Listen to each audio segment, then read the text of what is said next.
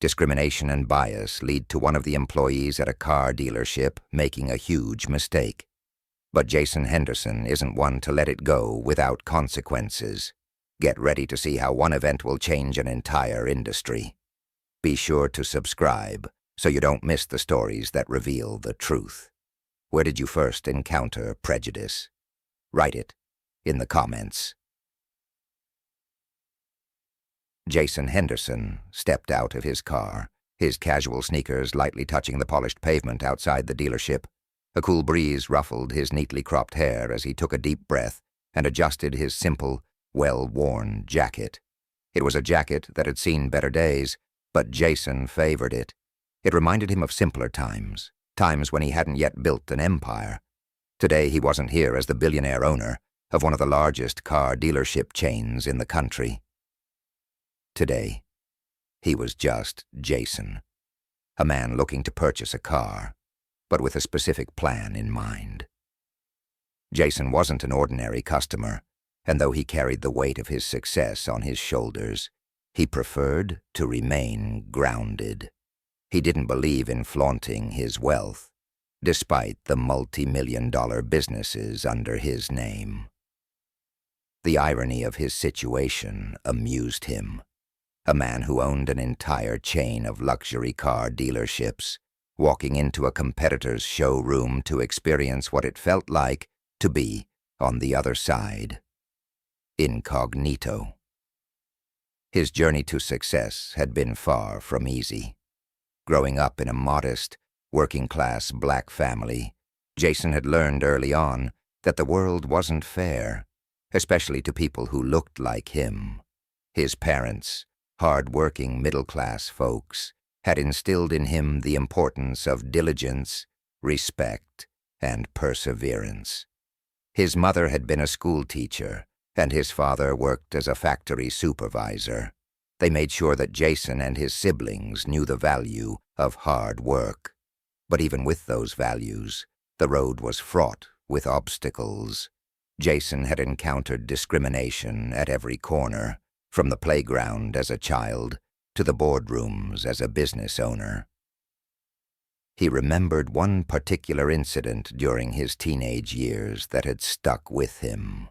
He had been 17, excited about a job interview at a local garage, and the owner had practically laughed in his face when he walked in. "You really think you're cut out for this, kid?" the man had asked, looking Jason up and down like he was some lost stray. The job had gone to someone else, of course. Someone who didn't have to work twice as hard to prove themselves just because of the color of their skin. That was one of many moments that had shaped him, made him stronger. And now, here he was, a self-made billionaire, but still battling the same preconceptions from people who couldn't see past his appearance. That was the reason he had decided to visit this particular dealership, to observe firsthand how they treated someone who, in their eyes, didn't fit the profile of a wealthy client. As he pushed open the glass doors to the showroom, Jason took in the atmosphere. The dealership was the epitome of luxury. Shiny, chrome-finished cars stood proudly on display, their polished surfaces gleaming under the soft, warm lights. The floors were made of sleek black marble that sparkled under the sunlight streaming in from the massive windows. Around the room, plush leather seating areas were arranged for clients to relax while browsing, and on the far side, he could see a coffee bar where wealthy patrons could sip cappuccinos while discussing their next six-figure purchase. Jason stood for a moment, absorbing the scene. The air was thick with the scent of new leather and the faint trace of fresh paint. This was a place designed to make its clients feel important, like royalty. But Jason could already feel the invisible eyes on him, eyes that assessed, judged, and dismissed him in the same breath. He had seen this before. People judged others based on the most superficial things: clothes, shoes, skin color. It was an old story for him, but it still stung. Dressed in jeans, sneakers, and his old jacket, Jason didn't look like someone who belonged in such an upscale environment. And that was the point. He wanted to see how they would treat him without knowing who he really was. His hands slid into his pockets as he strolled through the showroom, glancing at the cars on display. The latest models of luxury sedans and sports cars were lined up like trophies, each one boasting its exorbitant price tag. He noticed a few salesmen in tailored suits, busy fawning over other customers, wealthy-looking individuals, most of whom were white, dressed in designer clothes dripping with wealth. These customers were given the full royal treatment, polite smiles, enthusiastic handshakes, and unbroken attention. Jason observed as one salesman stood beside a couple, explaining the features of a sleek black sedan, his voice filled with the excitement of making a potential sale. Jason, meanwhile, wandered around unnoticed. He didn't mind. In fact, he had expected it. These kinds of places were built on the assumption that appearances equaled status. He could have walked in wearing a tailored suit, flashing his expensive watch, and he knew they would have tripped over themselves to offer him service. But that wasn't the test he was here to conduct. No, he wanted to see how they treated someone who didn't look the part, someone they deemed unworthy of their time. As he continued his walk through the showroom, his thoughts drifted back to his childhood. He could still hear his mother's voice, softly reminding him every night that he was capable of achieving anything he set his mind to. "Don't let them tell you otherwise, Jason," she would say, tucking him into bed after a long day at school. "You're just as good, if not better, than anyone else out there. But you'll have to work harder for it, son. You'll have to prove yourself over and over again, but don't ever let them break your spirit." Those words had stayed with him. They were a shield against the world's harsh judgment. And now, after years of struggle, after building an empire from the ground up, Jason was ready to prove a point once again. Not for himself, but for those who came after him, for every young black boy or girl who would walk into a room and be judged before they even opened their mouth. He stopped in front of a sleek red sports car, admiring the smooth lines and elegant design. This was the kind of car he could have easily added to his collection, but that wasn't why he was here. He smiled to himself, knowing what was about to unfold. His fingers lightly touched the car's door handle, feeling the cold metal beneath his skin. In the corner of his eye, he noticed a salesman glance his way, then quickly look away, clearly uninterested. Jason waited for a few moments, expecting someone to approach him, but no one did. The salesmen were still preoccupied with their more deserving customers. He wasn't surprised. This was a test he had seen play out countless times. It was a silent challenge to see how long they would ignore him, how long they would treat him as if he didn't belong. But Jason wasn't here to complain or to expose their bias just yet. No, he had learned long ago that patience was key. He would let them show their true colors first. After a few minutes, Jason finally decided to approach one of the salesmen. He walked over to a tall, clean-cut man in his mid-40s who was engaged in a lively conversation with a well-dressed couple. Jason waited politely, not interrupting, until the man glanced at him with a brief flicker of annoyance. "Excuse me," Jason said, his tone calm and composed. "I'm interested in the red model over there. Can I take a closer look?" The salesman, whose name tag read Tom, barely concealed his disdain as he gave Jason a quick once-over. His eyes lingered on Jason's worn jacket and casual jeans. A smile tugged at the corner of his lips, the kind of smile that said he didn't take Jason seriously at all. "You know," Tom said, his voice dripping with condescension. "That's one of our more exclusive models. Are you sure that's the car you're looking for?" Jason raised an eyebrow, but his expression remained neutral. "I'm sure," he said evenly. "I'd like to see it up close." Tom hesitated, his smile fading slightly as he shifted his weight uncomfortably. "Well," he said, still maintaining his air of superiority, "that car goes for over $200,000. It's not exactly for everyone." Jason didn't blink. "That's fine. I'll still take a look." Tom's eyes narrowed slightly, clearly unamused. "Let me check if it's available," he muttered, before turning on his heel and walking away. Jason watched him go, a faint smile playing on his lips. He knew exactly what was happening. They had written him off from the moment he walked in the door. They saw his skin color, his clothes, and decided he wasn't worth their time. But they didn't know him. Not yet. As Jason stood waiting, he thought about the many times he had been underestimated throughout his life. From the moment he had stepped into the professional world, people had doubted his abilities, questioned his intelligence, and made assumptions based on nothing more than his appearance. But every time he had proven them wrong. He had fought for his place at the table, not with aggression or anger, but with perseverance and hard work. And this was no different. In this elite dealership, surrounded by wealth and privilege, Jason was about to teach them a lesson they wouldn't soon forget. Jason stood quietly by the red sports car, his hands resting loosely in his pockets as he watched Tom walk away.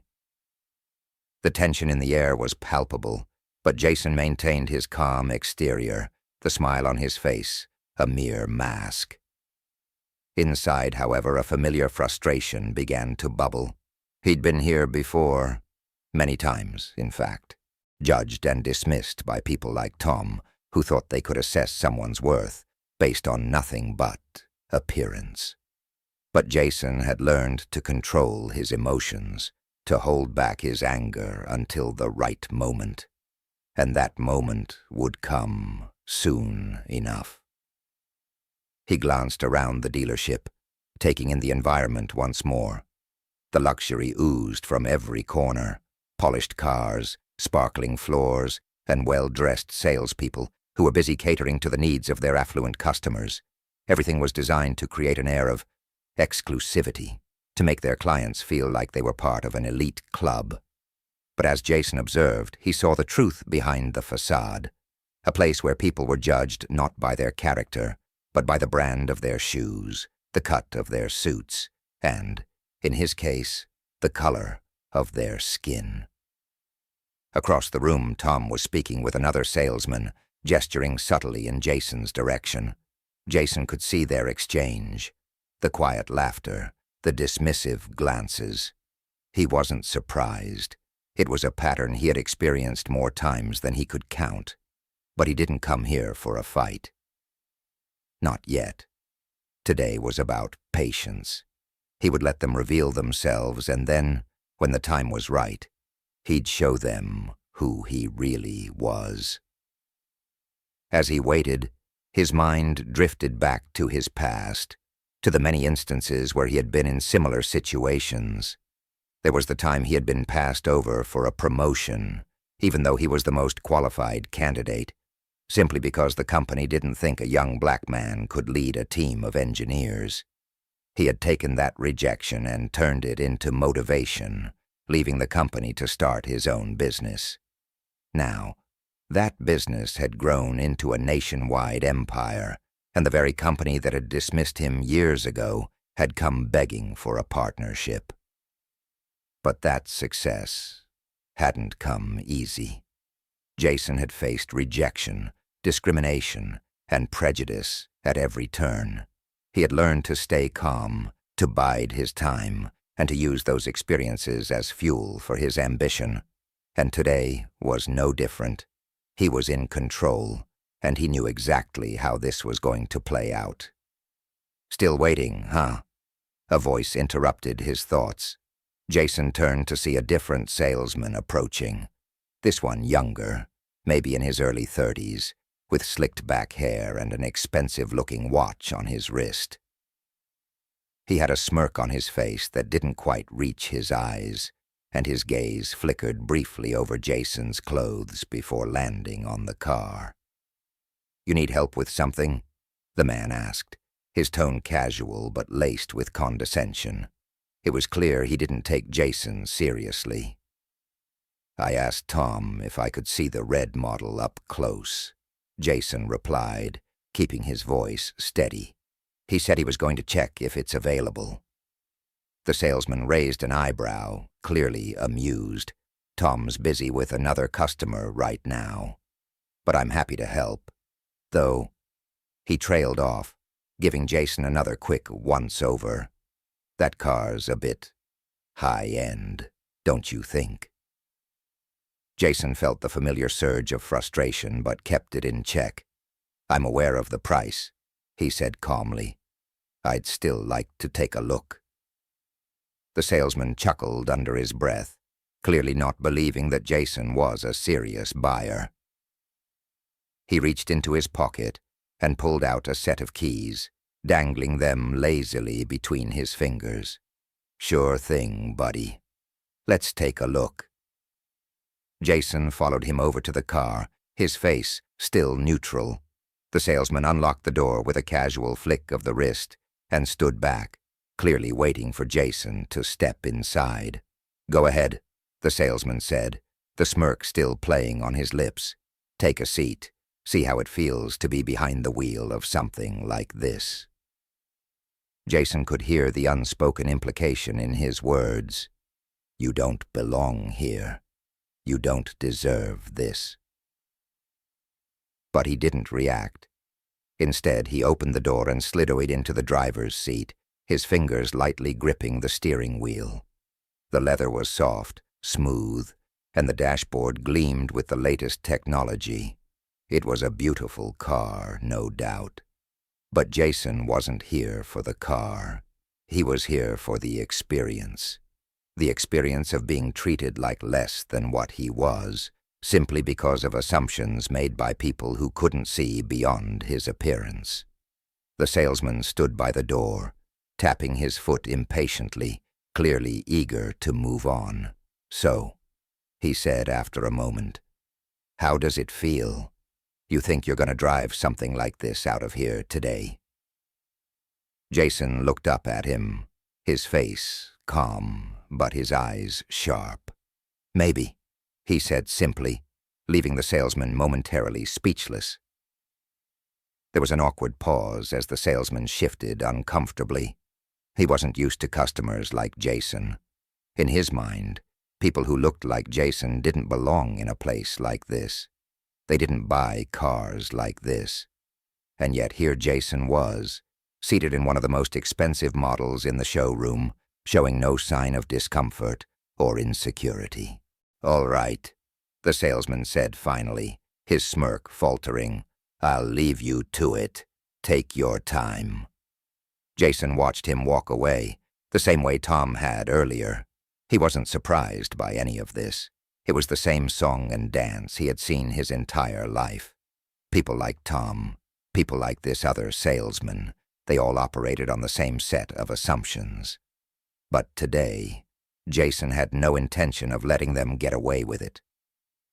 As he sat in the car, the plush leather beneath him, Jason's thoughts turned inward again. He remembered his early days in the automotive industry. Back then, he'd been just another mechanic, working in a small shop, trying to make a name for himself. He had loved cars since he was a kid, spending hours with his father, fixing up old models in their garage. But breaking into the business side of things had been nearly impossible. Every door he knocked on had been slammed in his face. Every opportunity met with skepticism because he didn't fit the mold of what a successful businessman was supposed to look like. It was those rejections that had fueled his desire to start his own company. He had built his first dealership from the ground up, using every dollar he had saved and every connection he had made. Slowly, he began to expand, first opening a second location, then a third. Before long, his chain of dealerships had spread across the country, catering to all kinds of clients.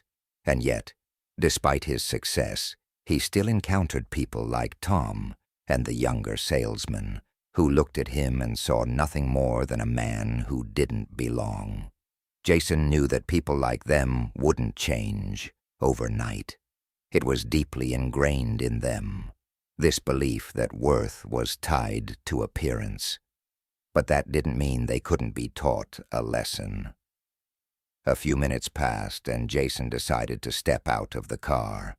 As he closed the door, he noticed Tom walking toward him again, this time with a forced smile on his face. It was the kind of smile that came when someone was trying to mask their disdain. But it was too late. Jason had already seen his true face. "Sorry about the wait," Tom said, though his tone suggested he wasn't really sorry at all. "We've been quite busy today. So have you decided if this is the car for you?" Jason met his gaze evenly. "I'm still thinking about it," he said, "but I have a few questions about the financing options." Tom's expression barely flickered, but Jason could see the impatience in his eyes. "Of course," Tom said, his voice clipped. "But I should let you know we usually cater to clients who are, well, prepared for the kind of commitment that a car like this requires." Jason's smile didn't waver. "I understand that. I'm more than prepared." For a moment, Tom seemed unsure of how to respond. He was clearly used to brushing off people like Jason with thinly veiled condescension. But Jason wasn't reacting the way he had expected. There was no defensiveness, no anger, just a quiet confidence that seemed to unsettle Tom. "Well," Tom said, his tone growing colder, "let's make sure we're on the same page. This isn't the kind of purchase you can walk into lightly. Are you certain this is something you can handle?" The words hung in the air, and for a brief second, Jason felt his control waver. But he quickly regained it, his expression remaining calm. He had been in this position too many times to let it rattle him now. "I appreciate your concern," Jason replied, his voice steady. "But I think I'm more than capable of handling it." Tom's eyes flashed with irritation, but he didn't push further. Instead, he nodded curtly. "Very well. I'll get the paperwork started." As Tom walked away, Jason felt the weight of the situation settle over him. He knew exactly what Tom thought of him. He could feel the judgment, the disdain, the quiet conviction that Jason wasn't worthy of being in this showroom, let alone buying one of the most expensive cars on the lot. But that was exactly what Jason wanted, for them to show their hand, to reveal their biases. He glanced at the car one more time, a silent resolve hardening in his chest. This was only the beginning.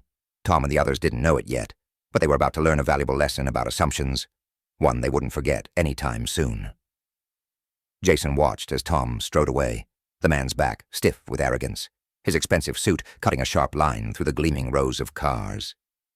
There was a certain rhythm to this place, a quiet hum of wealth, privilege, and superiority that pulsed beneath the polished surfaces and luxury features. Jason had felt the temperature rise from the moment he'd walked through the doors, but now the heat was about to reach its boiling point. He stood by the red sports car, his hand resting on the sleek metal of the hood. It was cool to the touch, a stark contrast to the simmering frustration building within him. Jason had played this game long enough to know how it would go. They would continue to doubt him, dismiss him, and disrespect him, right up until the moment they realized who he really was. But this time, it was different. He wasn't here to simply be acknowledged. He was here to expose them, to show how people like Tom and the rest of the staff treated those they deemed unworthy. His patience, though deep, was wearing thin. A few minutes later, Tom returned, holding a tablet in his hand. His smile was no longer just condescending. It was laced with irritation. "All right, mister." Tom trailed off, clearly having forgotten Jason's last name, though he had never actually bothered to ask for it. "Henderson," Jason supplied calmly. "Yes, Mr. Henderson. I've pulled up the paperwork for you, but, as I mentioned earlier, this is a high-end vehicle. Our financing options are designed for clients who have certain financial capabilities." The way Tom said the word clients was deliberate, pointed. His eyes flickered to Jason's worn jacket once more, and the subtext was clear. "You don't belong here." Jason nodded, keeping his face neutral. "I understand." Tom tapped the screen of his tablet, scrolling through the numbers with a quick, practiced motion. "Now, we're looking at an initial down payment of $50,000, followed by monthly payments, assuming you qualify for our financing options. Of course, there's also the option to pay in full, but I imagine that's not something you're considering." The comment was cutting, a not-so-subtle jab at Jason's presumed financial standing. Jason's lips tightened, but he remained composed. He had expected this. He had anticipated every step of this process, and Tom was following the script perfectly. "I think I'll decide once I see the full breakdown," Jason replied smoothly. Tom blinked, clearly thrown by Jason's confidence. He opened his mouth to say something, but before he could speak, a large figure loomed in the corner of Jason's eye. It was the security guard, the same one who had been shadowing him since the moment he walked in.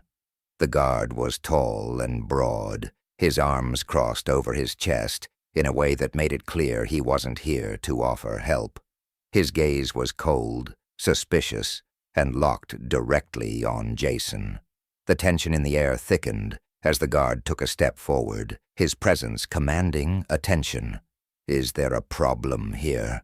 the guard asked, his voice low and gruff. Tom looked up, his expression unreadable for a moment, but Jason could see the gears turning behind his eyes. This was escalating quicker than even he had expected.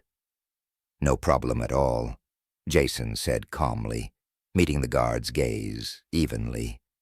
"Just discussing some details about this car." The guard didn't move. He stood there, his posture tense, as if waiting for Jason to make a wrong move. The unspoken accusation was clear. "You don't belong here. You're a threat."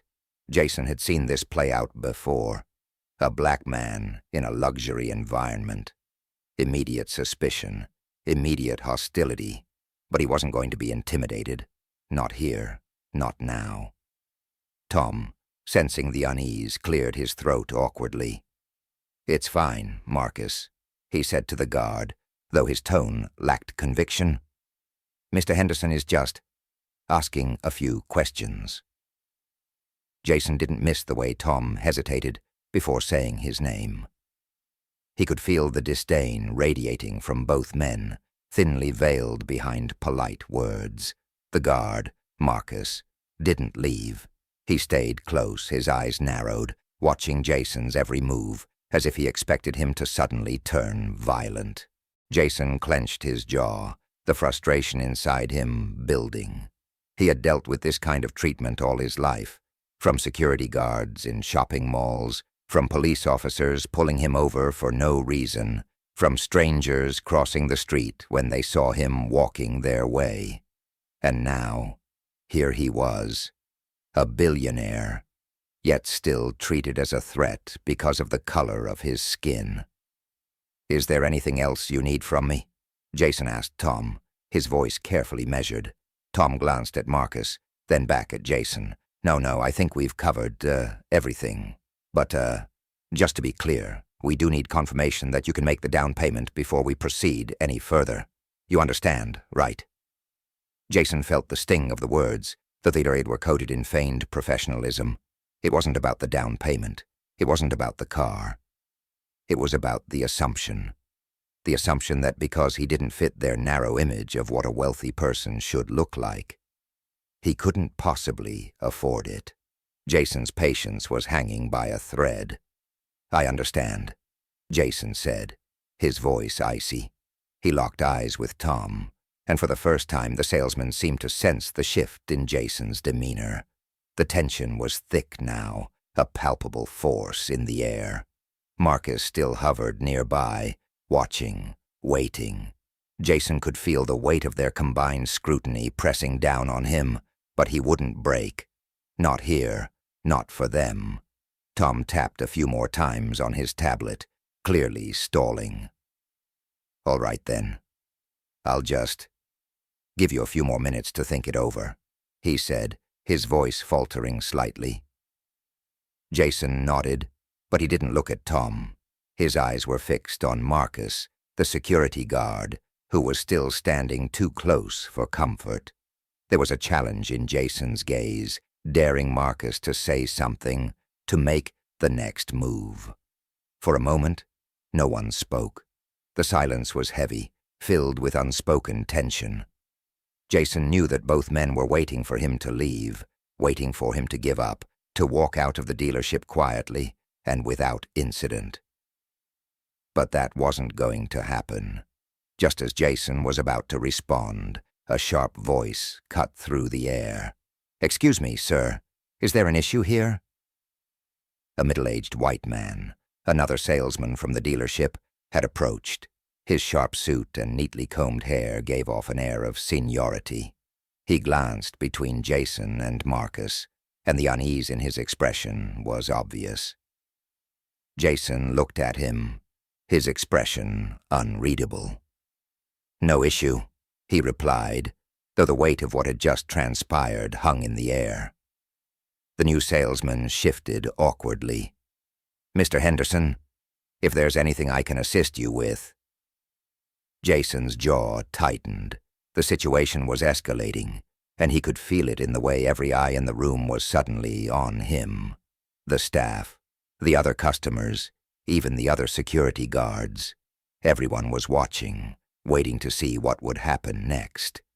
It was as if the entire dealership had collectively decided that Jason was no longer a potential customer, but a problem to be dealt with.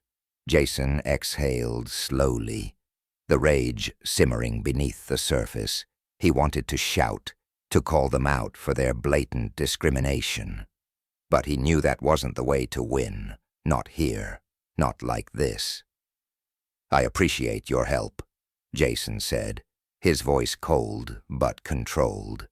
"But I think I've seen enough for today." He turned to walk away, but Marcus, the security guard, stepped forward, his hand hovering near his radio.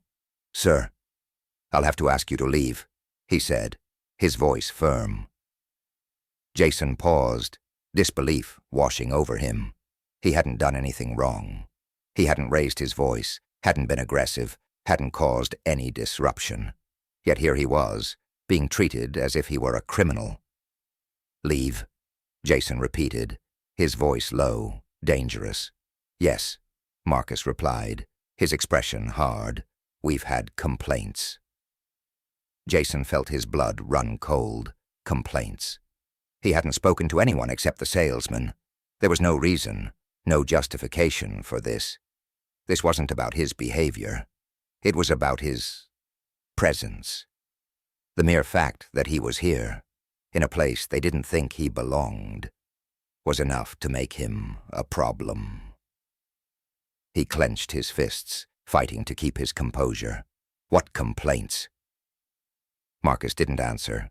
He didn't have to. The message was clear. You're not welcome here. For a long moment, Jason just stood there, the rage boiling inside him. But he knew that if he reacted, if he gave them any reason to believe he was dangerous, it would only confirm their suspicions. So instead, he took a deep breath, forcing himself to calm down. "I'll leave," Jason said quietly, his voice barely above a whisper. "But this isn't over." With that, He turned and walked out of the dealership, the weight of their judgment pressing down on him with every step. As the glass doors closed behind him, Jason stopped, standing still in the bright sunlight outside. He exhaled deeply, his hands still clenched into fists at his sides. The familiar burn of injustice coursed through him, but this time he wasn't going to let it go. They had no idea who they had just dismissed, but soon they would. The following morning, the sun rose over the city, casting a soft golden light across the streets. But inside Jason Henderson's penthouse office, there was no warmth in the air, only a quiet, simmering focus.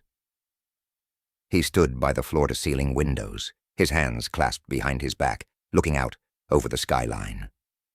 From this height, the world seemed small, insignificant, much like the dealership staff had made him feel the day before. But Jason knew better. He had been underestimated all his life, and yesterday's experience was just another reminder of the hurdles he still faced, even after reaching the pinnacle of success. He had given them the chance to show their true colors, and they had failed spectacularly. Now, it was time for him to show them his. Behind him, the door to the office clicked open. Jason didn't turn around, but he heard the familiar footsteps of his legal team entering the room. Gregory, his head lawyer, a tall, sharp-dressed man with salt and pepper hair, cleared his throat softly, signaling his presence. "Everything is ready, Mr. Henderson," Gregory said, his voice professional and composed. "The financial team and public relations consultants are downstairs. We'll move forward as soon as you give the word." Jason finally turned, his face a mask of calm, but his eyes betrayed the storm brewing inside him. "Good," he said quietly. "It's time they learn who they were dealing with." Gregory nodded, a faint smile tugging at the corner of his lips. He had worked with Jason for years and knew the man well. When Jason had that look in his eyes, a look of determination mixed with righteous indignation, it meant things were about to change. Jason didn't lash out in anger. He moved with precision, with strategy, and that was exactly what they were about to do today. "I assume we're not going in guns blazing?" Gregory asked, though he already knew the answer. Jason chuckled, the sound low and humorless. "No, not quite yet. First, we let them squirm, then we'll apply the pressure." Gregory handed Jason a manila folder, thick with papers. "The dealership is owned by a private group, but you already know that. We've dug into their operations and found that they've had a few complaints of discriminatory practices in the past, though nothing that's gone public. With the evidence we have now, we could file a lawsuit that would draw immediate attention, but I suspect you have something else in mind." Jason flipped through the folder briefly, his mind racing through all the possibilities. The dealership thought they had seen the last of him when they asked him to leave. They assumed he was just another man they could dismiss without consequence. But Jason wasn't just another man, and today they would find out exactly who they had dismissed so easily. "I want to meet them in person," Jason said, his voice steady. "But this time, we're doing it on my terms." Gregory's smile widened slightly. "Understood. I'll notify the team to get ready." With that, Gregory turned to leave, and Jason took a moment to gather his thoughts. He could already picture the looks on their faces. Tom, the condescending salesman, and Marcus, the security guard who had treated him like a criminal. They were about to learn that appearances could be deceiving. Jason grabbed his jacket, the same simple, unassuming one he had worn the day before, and headed toward the elevator. This time, though, he wouldn't be walking in alone. He would return with his full team in tow. His lawyers, his financial advisors, and the media consultants who were ready to document every second of what was about to happen. It wasn't just about revenge. It was about showing them that their assumptions, their prejudices, had consequences. As the elevator descended, Jason remained silent, his mind focused on the task ahead. By the time the doors slid open on the ground floor, his team was assembled and ready. Gregory stood at the front, flanked by two other lawyers, while behind them stood Jason's financial advisor, Sarah, a sharp, no-nonsense woman who had helped Jason manage the vast empire he had built. Next to her, the PR team was already coordinating with the media outlets, ensuring that this event would not go unnoticed. "Let's go," Jason said, his voice cutting through the quiet murmurs. The group moved as one, exiting the building and stepping into the waiting black SUVs outside. The convoy pulled away from the curb, heading toward the dealership with quiet efficiency. Jason sat in the back seat, his fingers drumming lightly against his leg as he thought about the confrontation to come. This was no longer about buying a car. It was about making a statement, one that would ripple through the industry and beyond. When they arrived at the dealership, the atmosphere inside the showroom was as pristine as it had been the day before. The same sleek cars gleamed under the bright lights, and the same perfectly dressed salespeople were busy catering to their affluent clientele. But today, everything was about to change. Jason stepped out of the SUV, followed closely by his team. As they entered the dealership, heads began to turn. The sight of Jason, dressed the same as before, but now flanked by his legal and financial representatives, immediately drew attention. The staff, who had ignored him the day before, suddenly couldn't take their eyes off him. He strode through the showroom with a quiet confidence, heading straight for the sales desk, where Tom had been stationed the day before. Today, though, Tom wasn't there. Another salesman, younger and seemingly unaware of the events from yesterday, greeted him with a polite smile. "Good morning, sir. How can I help you today?" the salesman asked, his tone courteous.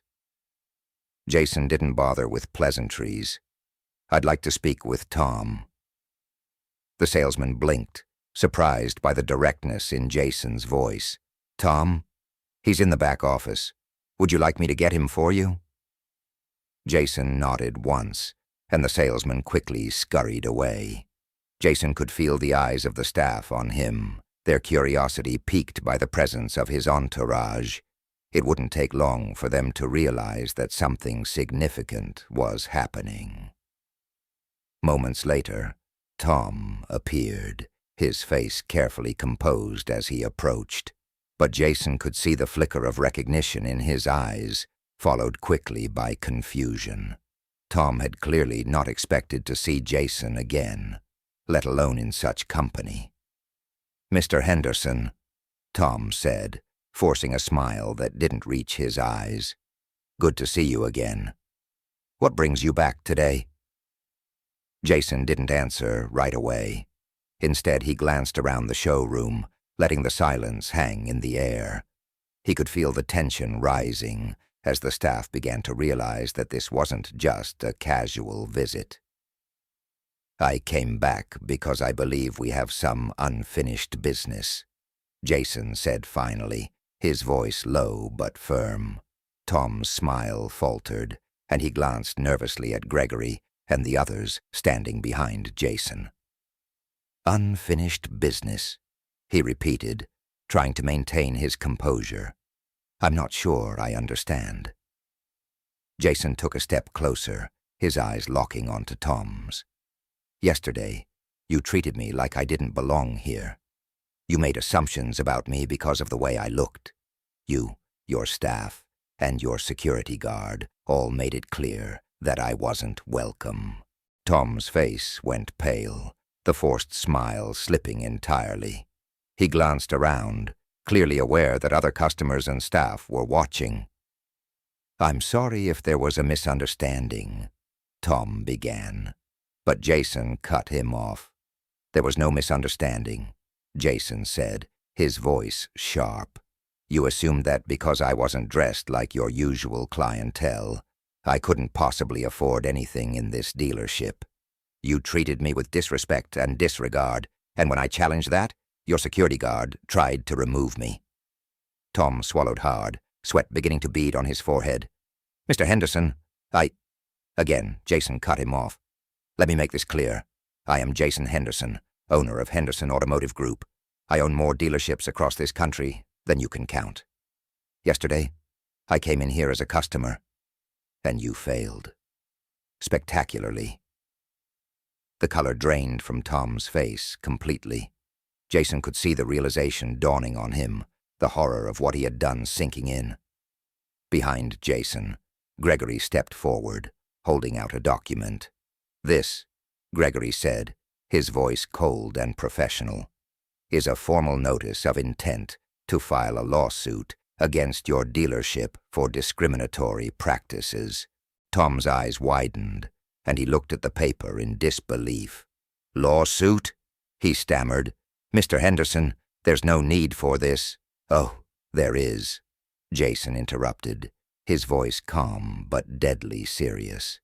"You see, this isn't just about me. It's about how you treat people, how you judge them based on their appearance. This isn't the first time your dealership has faced complaints like this, but I promise you, it will be the last."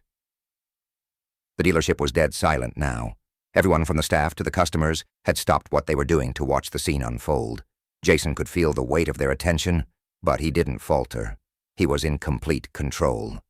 "I'm not here for an apology," Jason continued, his voice steady. "I'm here to make sure that what happened to me doesn't happen to anyone else." Tom stood frozen, his mouth opening and closing like a fish out of water.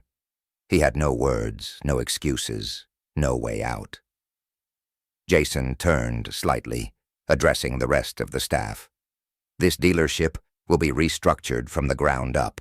Every single one of you will go through mandatory training on how to treat customers with respect, regardless of their appearance. And if you can't do that, you won't be working here anymore." The staff exchanged nervous glances, some looking genuinely remorseful, others clearly shocked by the turn of events. Tom, still holding the lawsuit notice in his trembling hands, looked at Jason with wide eyes.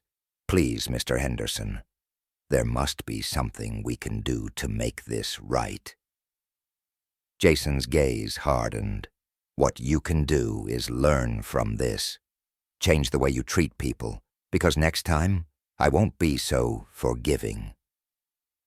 With that, Jason turned and walked out of the dealership, his team following closely behind him. As he stepped outside into the bright sunlight, the weight of the previous day's frustration lifted. He had made his point, and now the real work would begin. Behind him, the glass doors of the dealership closed with a final, decisive click. The next few weeks passed like a whirlwind at the dealership, but for Jason Henderson, it was all part of the plan. He knew that change wasn't something you could implement overnight, especially when it came to dismantling deep-seated prejudices and behaviors. Yet, as he sat in his office, reviewing the reports from his team, he felt the satisfaction of knowing that his presence, his actions, had triggered something significant, something that couldn't be ignored. Down at the dealership, the atmosphere was completely different now. The staff, once so confident and self-assured, were walking on eggshells, their smiles no longer those of superiority but of uncertainty. Everyone knew that Jason Henderson wasn't just a wealthy customer. He was now their boss, or at least the man who controlled the fate of their employment. Jason leaned back in his chair, contemplating the reports on the dealership's operations that Sarah had sent over. She had meticulously outlined the steps they had taken to implement the reforms he had demanded. One thing was clear. The dealership was undergoing a transformation, whether they liked it or not. As promised, every employee at the dealership, from the salespeople to the security guards, was required to attend a comprehensive training program on racial sensitivity, discrimination, and customer respect.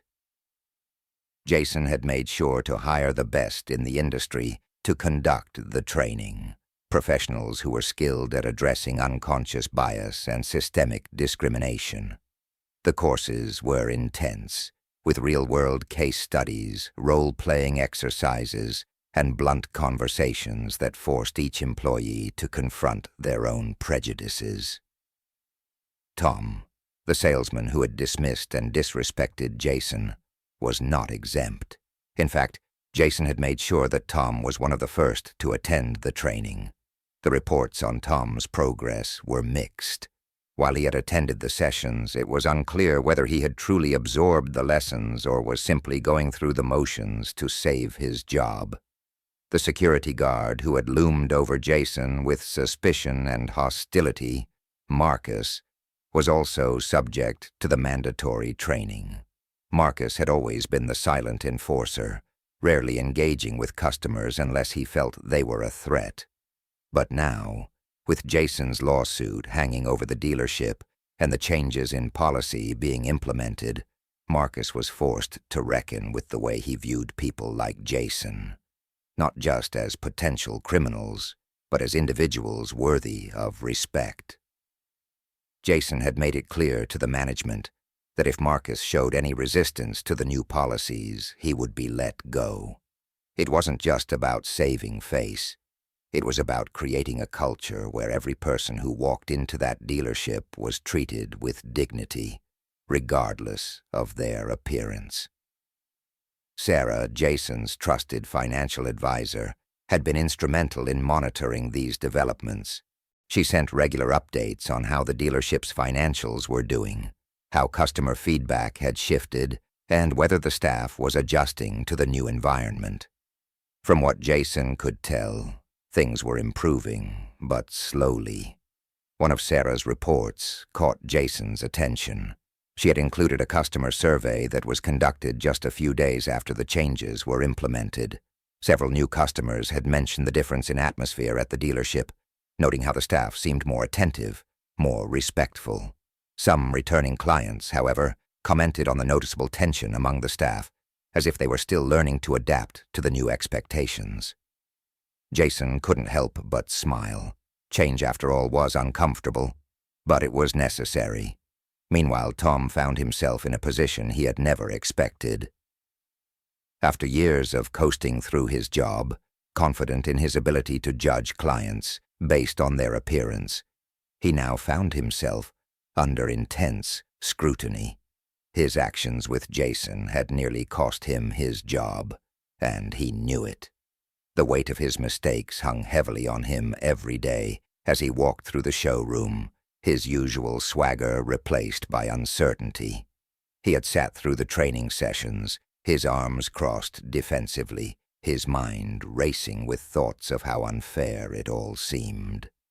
But something had started to shift inside him. Watching the videos of customers, real people, recounting their experiences of being judged and dismissed, something clicked. For the first time, Tom found himself questioning his own actions. Had he really been that blind, that dismissive? He remembered Jason's words, the quiet authority with which he had spoken when he revealed his true identity. Tom had underestimated him. More than that, he had disrespected him. And not just because Jason was wealthy, but because he had failed to see him as an equal. The shame of that realization settled in Tom's gut, a heavy, uncomfortable weight that he couldn't shake. He had always prided himself on being a good salesman, but now he was forced to confront the fact that he had been selling something else entirely, his own biases, his own preconceptions. Marcus, too, was struggling. The mandatory training had forced him to confront the way he had treated Jason, and it was an eye-opener in ways he hadn't anticipated. Marcus had always thought of himself as someone who was just doing his job, protecting the dealership, making sure that the wrong people didn't cause trouble. But now, looking back, he saw how wrong he had been. The training made him realize that his actions weren't about protection at all. They were about control, about making assumptions based on skin color and appearance. It was hard to admit, but Marcus had treated Jason as a threat simply because he was black and didn't fit the profile of the dealership's usual clientele. And now, he was paying the price for that assumption. He was grateful that he hadn't lost his job, but the thought of what could have happened haunted him. Marcus had a family to support, and the idea of being fired because of his prejudices scared him. He didn't want to be that person, the person who made judgments without knowing the full story. Marcus had spent years on the job, scanning faces, sizing people up with a glance. He had prided himself on his ability to assess a situation quickly, to keep things under control. But Jason's presence, his quiet confidence, had thrown him off balance. Marcus realized now that it wasn't about protecting the dealership. It was about protecting his own fragile sense of authority. Across the dealership, the ripple effects of Jason's intervention were felt in every department. Some employees embraced the changes eagerly, grateful for the opportunity to learn and grow. Others, however, resisted. They saw the training as unnecessary, even punitive. A few whispered among themselves, wondering if Jason's actions were an overreaction, if they were being unfairly targeted. But Jason knew that real change didn't come without discomfort. The staff needed to feel that tension, that pressure to be better. It was the only way to root out the deep-seated prejudices that had been allowed to fester for so long. While the dealership underwent its transformation, Jason was far from finished. He wasn't just interested in changing one business. He wanted this experience to serve as an example, a blueprint for how industries could address the issue of racial bias and discrimination.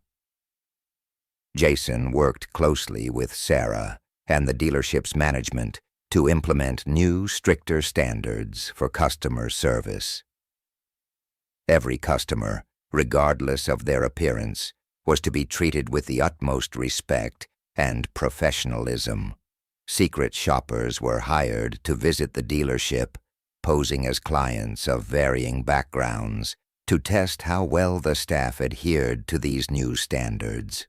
Any deviation from the expected level of service was reported directly to Jason. The results were mixed at first. Some staff members excelled, eager to prove that they had learned from their mistakes. Others struggled, their ingrained biases surfacing in subtle ways. Jason didn't waver. He knew that this was a process, and that it would take time to fully root out the old ways of thinking. In addition to the internal changes, Jason spearheaded a customer outreach campaign. He wanted the public to know that this dealership, and eventually all of his dealerships, would be places where every person was treated with dignity and respect. Advertisements were run in local media, highlighting the changes and inviting customers from all walks of life to experience the new, inclusive environment. The campaign was met with mixed reactions. Some applauded the effort, while others remained skeptical, unsure if real change was possible in such an entrenched industry. Jason didn't let the doubters deter him. He knew that actions spoke louder than words, and in time, the results would speak for themselves. As the dealership continued its transformation, both Tom and Marcus faced a crucial decision. They had undergone the training, they had confronted their own biases, but now they had to decide if they were willing to truly change, or if it was time for them to move on. Tom, after weeks of self-reflection, made his decision. He wasn't proud of how he had acted, But he knew that walking away wouldn't fix anything. He had been given a second chance, a chance to be better, to prove that he could change. He approached Jason directly one afternoon, standing in the very showroom where he had once dismissed him. "Mr. Henderson," Tom began, his voice steady but filled with sincerity, "I want to apologize again for the way I treated you. I know that words aren't enough, but I'm committed to making things right. I'd like to stay and continue working under the new guidelines. I know I have a lot to learn, but I'm willing to do the work." Jason studied him for a moment, his expression unreadable. Then with a nod, he spoke. "Tom, actions speak louder than words. If you're serious about changing, then prove it." Tom nodded gratefully, understanding the gravity of what Jason was offering him. A chance to redeem himself, not just in his career, but as a person. Marcus, on the other hand, struggled more with his decision. The training had forced him to confront parts of himself that he didn't like. He had built his identity around being the strong, silent protector. But now he realized that his actions had been rooted in fear and bias. Marcus wasn't sure if he could fully change, but he didn't want to be the person he had been anymore. After much deliberation, Marcus approached Jason as well. "Mr. Henderson, I've been thinking a lot about what happened. I know I messed up. I don't know if I'm the right person to keep working here, but I don't want to leave without trying to make it right. I just want you to know that I'm committed to doing better." Jason looked at Marcus, seeing the conflict in the man's eyes. He respected Marcus's honesty, and though he wasn't entirely sure if Marcus could make the change, he was willing to give him the opportunity. "Let's see how you do," Jason said. "But if I see any sign that you're slipping back into old habits, you'll be out.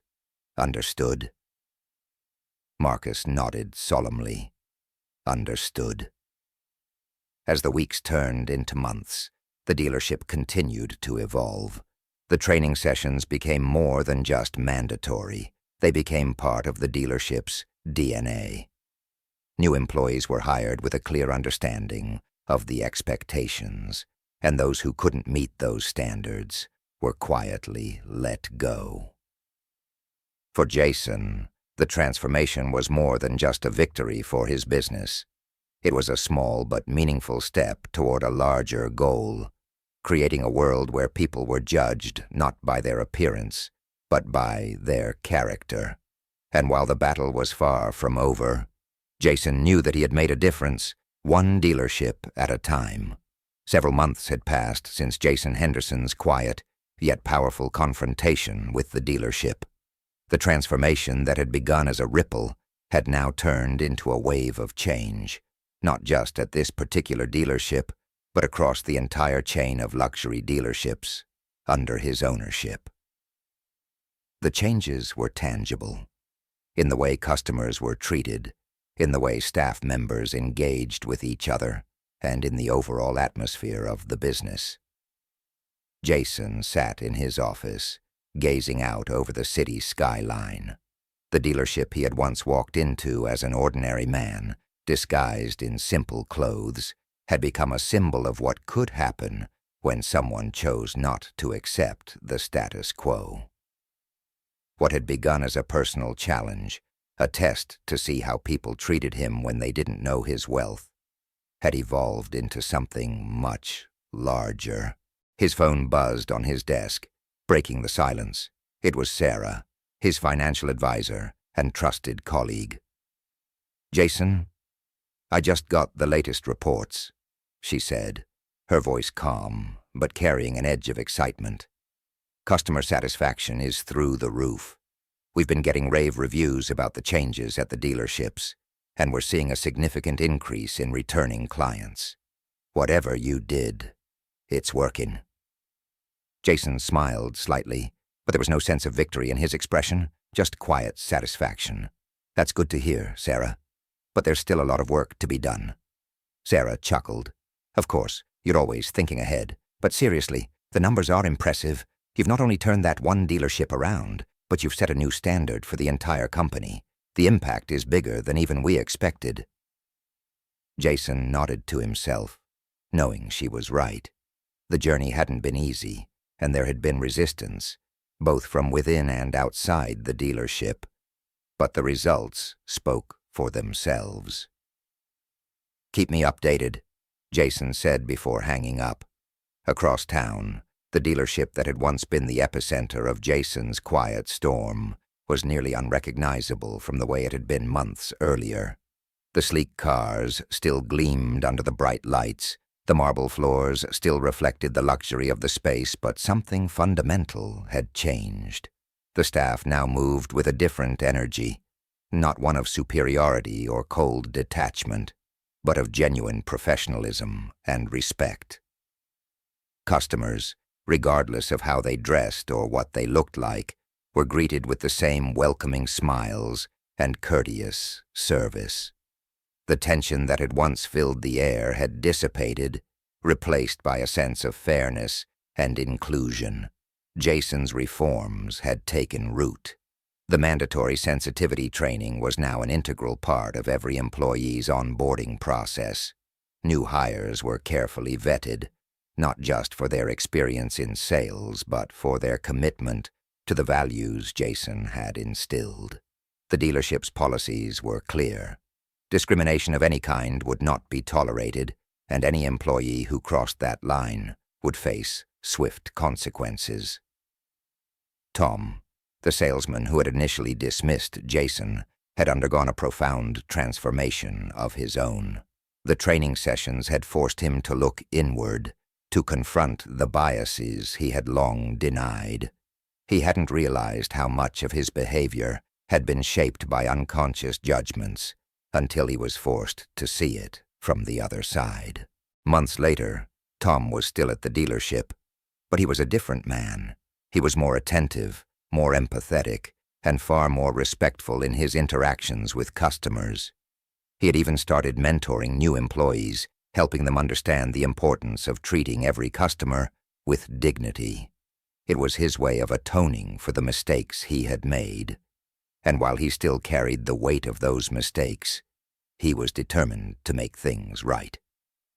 Jason had kept a close eye on Tom's progress, and though he wasn't the type to offer praise easily, he had been quietly impressed. Tom had risen to the challenge, and while there was still room for growth, Jason knew that Tom had genuinely changed. Marcus, the security guard, had also remained at the dealership. The training had hit him hard, forcing him to confront not only how he had treated Jason, but how he had treated countless others over the years. Marcus had prided himself on being vigilant, on keeping the dealership safe, but now he realized that he had been protecting the wrong thing. He had been protecting his own assumptions, his own prejudices, and in doing so, he had alienated and disrespected people who had done nothing wrong. Over time, Marcus began to approach his job differently. He still kept a watchful eye on the dealership, but now his vigilance was tempered with understanding. He no longer made snap judgments about customers based on their appearance. Instead, he engaged with them, offering help when needed and stepping back when it wasn't. He had earned a second chance, and like Tom, he was determined to use it wisely. For the customers, the change was palpable. The dealership, once known for its exclusivity and coldness, was now a place where everyone felt welcome. Jason's reforms had created a ripple effect throughout the business, and word began to spread. New customers, many of whom had heard about the dealership's transformation, began to flock to the showroom, eager to see the changes for themselves. One afternoon, a young black woman walked into the dealership, her face a mixture of hope and trepidation. She had heard about the incident with Jason and how it had led to the sweeping reforms, but she wasn't sure if things had truly changed.